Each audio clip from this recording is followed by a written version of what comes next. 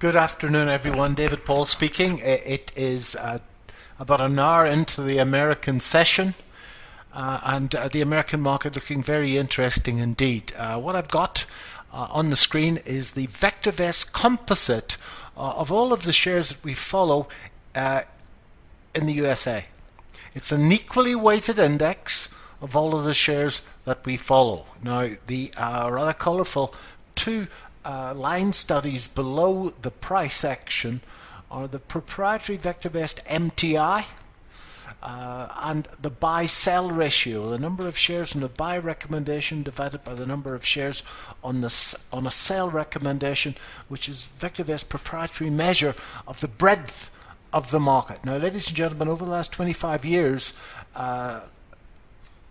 we've noticed that when the MTI gets down to about 0.6, and it went down to 0.66 a day or two ago, and the buy-sell ratio gets down to about less than 0.25, that we've in fact found a mega oversold situation, and most of the time the market in fact will bounce from there.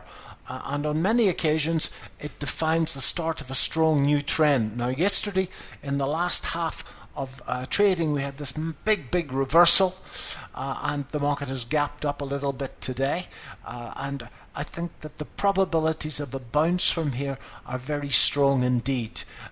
Those of you that understand your candle patterns will note that we had an inside day and then an outside day, and that's what bar chart analysts like myself call a pop gun. It's invariably a very strong precursor of a strong move, and I really like the way the market has broken above the high of yesterday and gapped above the high of yesterday. So nobody knows what's going to happen next, that's for sure, but I think that there's a probability of a move. On VectorVest, the short-term trend is up, the primary wave is up, longer-term trend still solidly down.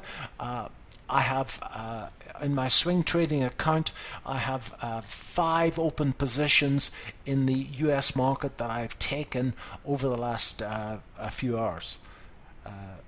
This is David Paul. Trade well.